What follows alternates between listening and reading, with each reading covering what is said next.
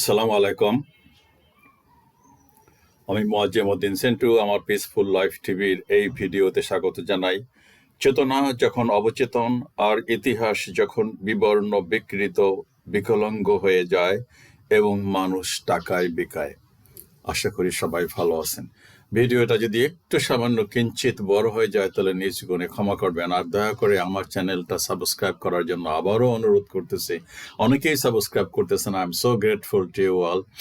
আর বলছি তো, যদি কোনো মিথ্যা তথ্য কখনো দেই, কোনো ভুল বলি, আমাকে নলেজ দিলে আমি উইথ ডিউ রেসপেক্ট আমি অ্যাকনোলেজ করে নেব, আমাকে নিজেকে সংশোধন করে নেব।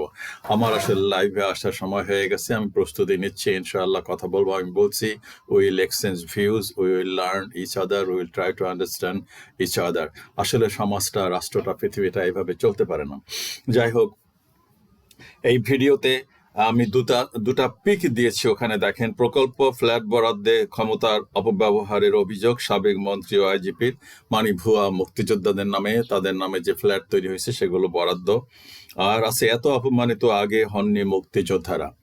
আমি অতি বিনয়ের সাথে বলতেছি যে আমি বহুবার বলছি এই কথাটা, স্বাধীনতা যুদ্ধের সময় আমি ইন্ডিয়ায় ছিলাম 4 মাস। সেটা হলো ইন্ডিয়ার বহরমপুরের মিল্কি নামক একটা গ্রামে। সেই গ্রামে বাঘু মহাজনের বাড়িতে ওনার ছোট ছেলের নাম সাইদুর, বসপাড়া থেকে। রশিদ মামা হলো ওনার, রশিদ কন্ডাক্টর ওনার মেয়ের জামাই, ওনার রশিদ কন্ডাক্টরের ওয়াইফ, মানে মামি আমার, তার ভাই, ছোট ভাই সাইদুর, সে এখনো নাটোরের রাজবাড়িতে আছে। সেই ওর বাবার বাড়িতেই ছিলাম, 4 মাসের মতন ছিলাম। এরপরে বাংলাদেশে যখন আসলাম, বাংলাদেশে এসে আমার কাছে একটা ট্রানজিস্টার ছিল 3 সেটা চাচাতো ভাইয়ের কাছে বিক্রি করে 150 টাকা দিয়ে আমি একটা ছোট ব্যবসা বাণিজ্য করছি চাচাতো ভাইয়ের সাথে। এবং আবার সম্ভবত এটা 14-15 বা 13-14 ডিসেম্বরে 71 সালে আবার অস্থির হয়ে আর ভাল লাগতেছিল না, আবার 2-4-5 জন বন্ধু বান্ধব মিলে ইন্ডিয়া যাওয়ার জন্য বাড়ি থেকে রওনা হয়ে গেছে। কিন্তু পথিমধ্যে দেখতেছি যে আকাশে ধোঁয়া উঠতেছে। আমাদের ইন্দিয়ারহাটের বাজারটা সেদিন পোড়াই দেয়, একেবারে ধুলায় মিশাই দেয়, ছাই বানাই দেয়। ভয়তে আর আমরা বাজারে যাই না। যাই হোক, তো পরে আবার আমি বলছি কথাটা বহুবার যে আমি 16 তারিখে স্বাধীনতা, 17 তারিখে আমি খুলনা গেছি। আমার চাচাতো ভাই যে ওই আমাকে রেডিও কিনে আমাকে টাকা দিয়েছিল, আমার ঘনিষ্ঠ বন্ধু, সোজা কথা। যদিও আমার senior, but you are very very, উনি নাই, উনি চলে গেছেন পরপারে, আল্লাহ ওনাকে জান্নাত নসিব। খুব ভালো ছিল, অনেক বেড়াইছি, অনেক স্মৃতি কথা। সে দুইজনে গেছি সেখানে বলছি তো ফুল, ওই যে একটা ওইটাকে বলে ফুলবাড়িয়া সম্ভবত আর কি, খুলনার ইয়াতে খালিশপুরের ওই দিকে আর কি, মুখোমুখি যেখানে যুদ্ধ হয়েছে, সে ফুলতলা। ভয়ঙ্কর একটা অবস্থা, অনেক ট্যাঙ্কের ভিতরে ঢুকেছি, অনেক চিঠি, অনেক টাকা পয়সা, পিস্তল, অমুক তমুক, এই সেই। গল্লামারিতে গেছি, শত শত লাশ দেখেছি সেখানে। যাই হোক, সো আমি তো মোটামুটি চোখে দেখছি আর কি অনেক কিছু। যেটা বলতে আনছি, আমি বলতেছি বিনয়ের সাথে, যদি কারো মন চায়, আমার মতন যারা আমাদের স্থানীয় যদি কেউ এই ভিডিও দেখেন, তাহলে তাদেরকে আমি অনুরোধ করব, আমার এলাকায় যারা মুক্তিযোদ্ধা ছিল, জাহাঙ্গীর বাহাদুর, মঞ্জু, সত্তার, গফফার, আরো 2-4 জন যারা ছিল, কি পরিণতি তাদের হয়েছিল খোঁজ নেবেন। অত্যন্ত অমানবিক, নির্মমভাবে তাদেরকে এই পৃথিবী থেকে বিদায় করে দেওয়া হয়েছিল। জনগণ স্বতঃস্ফূর্তভাবে হাজার হাজার মানুষ মিলে এটা করেছিল। আমি অবশ্য সেদিন বাড়িতে ছিলাম না। যাই হোক, একে একে এই মুক্তিযোদ্ধারা সব খতম। আমি বলছি আপনাদের যাদের সামান্যতম কিউরিওসিটি আছে, আমার এলাকায় নেসারাবাদের স্বরূপকাঠি থানাতে আমার মতন যারা সেই সময় ছিল, বা আমার সাথে যারা সিনিয়র, এলাকায় খোঁজ নিয়ে জানবেন যে কেন, কি ঘটেছিল সেই সময়টায় এখানে। আচ্ছা, এরপরে আমি আসতেছি, এই যে চেতনার একটা কথা, সব দল, যে দলেই যখন ক্ষমতায় আসে, একটা মুক্তিযুদ্ধের চেতনার কথা বলেন, চেতনার একটা ওয়াজ করেন। আমি বলতেছি, দেখেন, শুধু এই বাংলাদেশে নয়, সারা পৃথিবীতে যত রকমের অশান্তি আছে, এর মূলের কারণ কি? আমি নতুন প্রজন্মদেরকে বলতেছি, বাবা, একটু চিন্তা করার জন্য, যে আসলে এই যে ভদ্রলোক বলতেছে, এই যে মোয়াজ্জেমউদ্দিন সেন্টু বারবার বলতেছে, what's the root cause of all this? এই যে এখন ইরান ইরাক যুদ্ধ চলতেছে, এই যে ইউক্রেনে যুদ্ধ চলতেছে, এই যে ভেনেজুয়েলায় একজনকে ধরে নিয়ে আসছে, আমাদের এই সাবকন্টিনেন্টে যা আছে, এই বাংলাদেশে যা আছে, এই অশান্তির মূল কারণ কি? প্রশ্ন আছে, উত্তর থাকলে দিবেন। আমার দৃষ্টিতে পৃথিবীর যাবৎ যাহা কিছু আছে, এই অশান্তির মূল কারণ হইল একটা নোংরা, অধপতিত, স্বার্থান্বেষী, বিভাজনের রাজনীতি। এখানে এর বাইরে আর কিচ্ছু নাই। চেতনা মেতনা বলতে কিছু নাই, এটাই হইল চেতনা। এই চেতনার ব্যবসা, এই চেতনার ফেরি সারা পৃথিবীতে। ট্রাম্প করে না চেতনার ফেরি? সে ওখানে ডেমোক্রেসি কায়েম করবে, তাকে নেতা বানাইতে চায়, সে মানুষের জন্য নামছে, সেখানে ইরানিরা মরছে, তার জন্য তাদের ব্যথা লাগে, তারা উদ্ধার করতে আসবে। আর ওই যে একটা মুনাফিক আমেরিকায় যায় বসে রয়েছে শাহর ফোলা, ওইটা এখানে ইন্ধন যোগায়, তারা ইরানের জন্য এত কান্নাকাটি করে, এত তাদের বুকের ব্যথা, ইরানি জনগণের অধিকার নাই, তারা গণতন্ত্র পায় না, তাদের গণতন্ত্র বসিত ন্যাংট হয়ে আসতে পারে না রাস্তায়, ওনাদের কাছে কমপ্লেন করে, আর ওনারা এখানে উদ্ধার করতে আসে। বড় অদ্ভুত এই পৃথিবীটা। যাই হোক, আমি বিনয়ের সাথে বলছি এই প্রজন্মকে, এই চেতনা বাংলাদেশের দূরেরটা বাদ দিয়ে, বাংলাদেশের এই চেতনাটা কি, যারা চেতনা করে তাদেরকে জিজ্ঞেস করবেন যে ভাই এই চেতনাটা কি ছিল সেই সময়ের যুদ্ধের, আমার একটু কইলা বলেন তো। আর এই 54 বছরে আপনারা এটা অর্জন করতে পারলেন না, আর কবে অর্জন করবেন? একই সাথে এই যে মুক্তিযোদ্ধাদের কথা, আমাদের এলাকার কথা বললাম, এই বাংলাদেশের মুক্তিযোদ্ধাদের লিস্ট, কমপ্লিট লিস্ট কেন তৈরি হলো না? আজও ভুয়া মুক্তিযোদ্ধা, আজও ভুয়া সার্টিফিকেট। এই দল যখন ক্ষমতায় আসে তখন লিস্ট বানায়, ওই দল যখন ক্ষমতায় আসে তখন লিস্ট বানায়। এই রাজাকার রাজাকার রাজাকার করতে করতে করতে করতে একটা রেজিমেই চলে গেল, রাজাকারের বাচ্চা, তুই রাজাকারের বাচ্চা, তুই রাজাকারের নাতি, রাজাকারদের ফাঁসি দিয়ে দিল, তাও শান্তি আসলো না দেশে। সেই রাজাকারের জন্য সেই রাজিম উল্টায় গেল, আপসাইড ডাউন হয়ে গেল। কিন্তু এই রাজাকারের লিস্ট কেউ তৈরি করে নাই। রাজাকার আল বদর, আল শামসের লিস্ট কেউ তৈরি করে নাই। কতজন মানুষ শহীদ হয়েছে তার হিসাব নাই, কেন থাকবে না? সেই শহীদ পরিবারগুলো কি কিছু পেতে পারে না? রাষ্ট্রীয় স্বীকৃতি পেতে পারে না? তারা কি কোনো ধরনের বেনিফিট পেতে পারে না? এদেরকে নিয়ে বাণিজ্য করেন। 30 লাখ না 30,000 না 3 লক্ষ না 50,000, আমি জানি না, আই ডোন্ট নো, বাট এটা তো বের করা যায়। আমি তো জানি আমাদের গ্রামে 1-8 জন হয়েছে কিনা শহীদ, আমি তাও আমার জানা নেই, হয় নাই, কেউ হয় নাই। যাই হোক, সো এই 64,000 বা 65,000 গ্রামে কতজন লোক শহীদ হয়েছে, কতটা শহীদ পরিবার আছে, তাদের হিসাব কেউ করা নাই এই রাষ্ট্রের। কতজন বীরাঙ্গনা হয়েছে, কারা কারা রাজাকার ছিল, কারা আল বদর ছিল, কারা আল শাম ছিল। তাহলে এত বড় একটা রাষ্ট্রযন্ত্র, এত বাহিনী, এত কিছু আমাদের, এত লটবহর, এগুলোর কামটা কি? এই চেতনার ব্যবসাটা জিয়াই রাখার জন্য, এর বাইরে আর কোনো কাজ নেই। আমি নতুন প্রজন্মকে বলতেছি, আপনারা চিন্তা করে দেখবেন যে আসলে এই ভদ্রলোক যে বলতেছে এই চেতনাটা ওয়াজ চেতনা, এই যে স্বাধীনতা যুদ্ধের কথা বলেন, বুক ফুলাইয়ে কথা বলেন, তাহলে আমাদের এলাকার যে মুক্তিযোদ্ধাদের পরিণতি, এই যে এখনো বলতেছে এত কোনো কালে মুক্তিযোদ্ধারা এত অপমানিত হয় না, এই অপমান কেন হয়? মুক্তিযোদ্ধারা তো আমাদের মাথার তাজ হয়ে থাকার কথা, কেন হচ্ছে? আর আমার এলাকার এই মুক্তিযোদ্ধাগুলো এবার কেন ভেনিশ হয়ে গেলে, এবং অত্যন্ত নির্মমভাবে ভেনিশ হয়ে গেল? এদের পূর্ণাঙ্গ লিস্ট কোথায়? নিত্য নূতন নূতন, মানে মুক্তিযোদ্ধা হওয়ার ডেফিনেশন চেঞ্জ। আমাকে কিন্তু 2বার বলা হয়েছে আমি সার্টিফিকেট নিব কিনা, সরি। আর এই যে বিতর্ক, কারা কলিকাতায় ছিল, কারা পাকিস্তানি নিছে, মানে বৈশা বৈশা ভাতা খাইছে, এই তো অনেক ইচ্ছা কাহিনী বলছি। তো এই যে চেতনাধারী চেতনার ব্যবসাটা, এই ব্যবসাটা শেষ হবে কবে? এই চেতনার বয়ান কবে শেষ হবে? কবে? এটা তো অবচেতন হয়ে আছে, এটা তো কোনো চেতনা নাই, এটা তো হয়ে গেছে, আমার তো মনে হয় তামাদি হয়ে গেছে। কিন্তু তারপরও এই চেতনার ব্যবসা, চেতনার একটা কথা, তাহলে চেতনাটা কার্যকরী করেন নাই কেন ওই 50 বছরে? সেটা চেতনাটা কি ছিল সেটা তো বলতে হবে। কি আইনের শাসন, ইনসাফ, সম অধিকার, না লুটপাট, না গণতন্ত্র, না রাতের ভোট দিনে, দিনের ভোট রাতে, নাকি ভোট ইঞ্জিনিয়ারিং? চেতনাটা কি ছিল? What was the feelings, or কি বলে এটা, কি বলবো, চেতনা মানে জাস্ট, এটা তো অনুভূতি আর কি, জাস্ট ফিলিংস, এই তো আর কি, জাস্ট কি ছিল, স্পিরিটটা কি ছিল স্বাধীনতা যুদ্ধের? কারাই বা যুদ্ধ করেছিল, তাদের লিস্ট কই? তারা কোথায়? আমার এলাকার তারা নাই কেন? কেন নাই হলো? কে জবাব দেবে? এই রাষ্ট্র জবাব দেওয়া উচিত। রাষ্ট্রকে খুঁজে দেখছে যে এই সন্তানরা, বীর সন্তানরা কেন নিখোঁজ হয়ে গেল অত্যন্ত নির্মম ভাবে, নৃশংস ভাবে? আমি যদিও দেখি নাই, বাট আমি শুনছি তাদের কোনো ট্রেস নাই। প্রকাশ হাজার হাজার লোকে খেয়ে ফেলেছে, কেন? এখনো হচ্ছে। এই কি চেতনা? আমার নতুন প্রজন্মের কাছে আমার এই প্রশ্ন। আবার এখন কি হয়েছে? 17 বছর ছিল লুপ্ত না গুপ্ত না সুপ্ত জানি না, কিছু ছেলেপেলে এখানে জীবন দিল, অঙ্গ প্রত্যঙ্গ দিল, রক্ত দিল, ট্রাক সরাই ফেললো, 17 বছর পরে দেশে ফিরাই আনলো।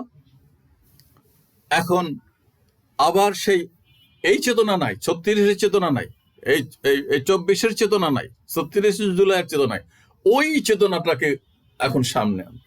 কারণ এই চেতনায় তাদের কোনো অংশ নাই, এটা শরমে বলতে পারে না, ওইটা নিয়ে রানারানি করবে। আমি তো বললাম, তো ওইটা চেতনাটা কি ছিল সেটা কার্যকরী করেন না কেন? চেতনাটা কার্যকরী করে দেখান যে এই সেই চেতনা, আর এই চেতনার ব্যবসা করবো না, এটা কার্যকরী করছে। এরাও তো ক্ষমতায় আগেও ছিল, এখনো তো ক্ষমতায়। বাবা, এটা বলছি তো, এই সারা পৃথিবীতে এই যত ঝামেলা, যত গন্ডগোল, যত কিছু হাঙ্গামা, এর পিছনে হলো এই নোংরা বিভাজনের রাজধানী। 18 কোটি মানুষের ভিতরে যদি এত বিভাজন, এত হিংসা, এত কুটকৌশল থাকে, তাহলে সারা পৃথিবীতে ডোনাল্ড ট্রাম্পের ভিতরে, ও তো আমেরিকার এরকম বাংলাদেশের মতো 50টা দেশ ওর পেটের মধ্যে সারা পৃথিবীতে ছড়ি ঘোড়ায়, এরা সারা পৃথিবীতে রাজত্ব করে, তাহলে ওর ভিতরে কত কুটকৌশল আছে, কারে দিয়ে কারে লাগাবো। এই যে মিডল ইস্টে এইগুলা মোনাফেক গুলা, এই যে 57টা মুসলিম দেশ, টুপিটাই মাথায় দিয়ে বলছি আমি যে একটা মোনাফেক না বড়, তার কোনো প্রমাণ আছে? খুব কষ্ট লাগে, দেখি তো সারাদিনই তো ইউটিউবে ভিডিওতে থাকি, নিজেরও একটা চ্যানেল আছে, আর না খবর না দেখলে তো হয় না। এগুলা কি একটাও ঠিক আছে? ইরান রে খালি গাইলা একদল ওয়াজ করে, এগুলা বিদর্ভী, এটা অমুক তমুক, এখন একটা তো কথা বলে না কেন? আর এই প্রশ্ন তো বহুবার বলছি, নবী মুহাম্মদ সাল্লাল্লাহু আলাইহি সাল্লাম ছিলেন পৃথিবীর ইতিহাসে সর্বকালের সর্বশ্রেষ্ঠ, সফল, সাহসী, জননন্দিত, দূরদর্শী সেনাপতি। ওনার সমতুল্য কোন সেনাপতি পৃথিবীতে কেউ ছিল? বলছি তো বহুবার, একজনাকে নাম নিয়ে আসেন আমার সামনে, যে ওই যে অমুক ছিল, অমুক দ্য গ্রেট অমুক ছিল, ওনার সাথে সাহসী। উনি তো একটা পৃথিবীকে বদলে দিয়েছেন, একটা পৃথিবীকে বদলে দিয়েছেন। এখন আমরা সেই বদলটা রক্ষা করতে পারছি না, 57টা দেশেও পৃথিবীতে আমরা কিছু করতে পারতেছি না, বিকজ মাজা ভাঙ্গা, ইমানের তাগত নাই, চেতনা অবচেতন হয়ে গেছে। আর নাইলে কেন এই মিডল ইস্টে আজকে ইরান বলতেছে সব জায়গায় আঘাত করবো, ওদের ঘাঁটি তোদের জায়গায় দিছিস কেন? আর ওরা আমাদের এই যেখানে যেখানে আঘাত করতেছে, বলছি স্টিল মিলে আঘাত করতেছে, আমরা সমস্ত স্টিল মিল ধসাই দেবো। যদি আমার ওয়াটার ট্রিটমেন্ট প্ল্যান্টে আঘাত করো, সব water treatment plant tit for tat, দাঁতের বদলে দাঁত, চোখের বদলে চোখ, নাকের বদলে নাক। অ্যান্ড দ্যাট ইজ ট্রু, এটাই হওয়া উচিত। রক্তপণ, ওই যে ইসলামে তো এটাই বলছে যে আমার ভাইকে, আমার সন্তানকে যে হত্যা করবে, আমি তার সন্তানকে হত্যা করবো, এটা ইসলাম বিধান। আর যদি সেটা ক্ষমা করে দেয়, সেটা হলো ভিন্ন কথা। সো আজকে ইরান একটা সার্বভৌম স্বাধীন দেশ, খালি বলছে ওদের বাঁচার অধিকার আছে, ওদের আত্মপক্ষ সমর্থনের অধিকার আছে, ওদের আত্মরক্ষার অধিকার আছে, আর ইরানের নাই, কোনো মুসলমান দেশের নাই। এই দেশে একজন আলেম ওলামা, বলছে আল্লাহওয়ালা মানুষ, সৎ মানুষ যদি রাষ্ট্র ক্ষমতায় আসতো, এই হাঙ্গামা কি হতো? এত চুরি, এত মারামারি, এত হাঙ্গামা, এত কাটাকাটি, এত ধর্ষণ, এত খুন, এগুলোর এই যে স্বাধীনতা যুদ্ধের পর যে ঘটনাগুলো ঘটলো, কে ঘোষক, কে পিতা, কে মাতা, একটার পর একটা অঘটন ঘটলো, এই ঘটনাগুলো কি কাম্য ছিল, হওয়া উচিত ছিল একটা রাষ্ট্রের? তো হয়েই তো যাচ্ছে। তার কাছের লোকেরাই শেষ করে দিয়ে আবার ক্ষমতায় বসলো, জাঁকজমক করে ক্ষমতায় বসে। তো এটা কি পলিটিক্স? এটা কি ধরনের রাজনীতি? এটা কিসের ট্রেন্ড? কি সভ্যতা আমরা শিখলাম? কেন মুক্তিযোদ্ধা সেক্টর কমান্ডার জেল খাটবে? স্বাধীনতা যুদ্ধের সেনাপতি সারেন্ডার করতেছে শত্রু বাহিনী, হানাদার বাহিনী যাদেরকে বলা হয়, সেই হানাদার বাহিনী সারেন্ডার করবে আমাদের মুক্তিযুদ্ধের সর্বাধিনায়ক এমএজি ওসমানের কাছে। তিনি নাই, নিখোঁজ। এই চেতনাটা কারো মনের মধ্যে জাগ্রত হয় না যে আরে আমাদের সেনাপতি কোথায় ছিল সেদিন? কোথায় অবচেতন অবস্থায় পড়েছিল, খেয়ে না খেয়ে, নাকি ওনারে ওই যে শয়তানের কি ওষুধ দিছিল, ওই যে এখন বলে শয়তানের ওষুধ লাগাইলে একটা নাকের কাছে সব মানে সব সোনা দানা দিয়ে দেয়, ওনারে কি সেই শয়তানের ট্যাবলেট খাওয়াইছিল, শয়তানের কি বলে এটাকে তো আমি জানি না, যাই হোক কি জানি একটা আছে আর কি। আমার আশেপাশে আমার বুয়াদেরও নিয়ে গেছে এরকম, কয় আয়সা বলছে সব দাও, আর দিয়ে দিচ্ছি সব খুইলা, সোনা দানা যা টাকা পয়সা ছিল ঘরের। আবার এই পাশের এক বাসা থেকে নিয়ে গেছে এরকম, মহিলার কাছ থেকে ঘরে আসছে, বলে কি কার্ড দেবে, সে কার্ডের কথা বলে ঘরে ঢুকছে, আর বলছে যে সব আলমারি খুললে নিজেই দিয়ে দিচ্ছে সবকিছু, যে শুনতেছি আর কি। তো আমাদের এই ওসমানী সাহেবের কি হয়েছিল, এর কোনো হদিস নাই। বলছি তো কয়েকটা পয়েন্ট দিচ্ছি, যারা কত লক্ষ লোক শহীদ হয়েছিল তাদের কেন হিসাব করা হয় না, মুক্তিযোদ্ধাদের কেন লিস্ট করা হয় না, কেন আল বদর আল শামস আল রাজাকারদের লিস্ট করা হয় না, কিসের চেতনা, চেতনাটা কি যুদ্ধের সময়, সেই চেতনা বাস্তবায়ন 54 বছরে হইল না কেন? আর যারা চেতনা এখন করতেছে তারা এই 17 বছর তাদের চেতনা কোথায় ছিল? আমি নতুন প্রজন্মকে বলতেছি, just to ask your self. একটা বালুর ট্রাক সরাতে পারে নাই, একটা লোক রাস্তায় নামতে পারে নাই, একজন নিরপরাধ প্রধানমন্ত্রীকে অকারণে জেলবন্দি করে রাখছে, তিলে তিলে তাকে হত্যা করা হয়েছে। আর একজন তো ওই যে নিজেই গুপ্ত না সুপ্ত ছিলেন, লুপ্ত ছিলেন 17 বছর, অত্যন্ত হৃদয় বিদারক ভাবে তার মানে শরীরকে, দেহকে অকিছু করে দেওয়া হয়েছিল, একেবারে পঙ্গু করে দেওয়া হয়েছিল, আল্লাহ রহমত বেঁচে আছে আর কি।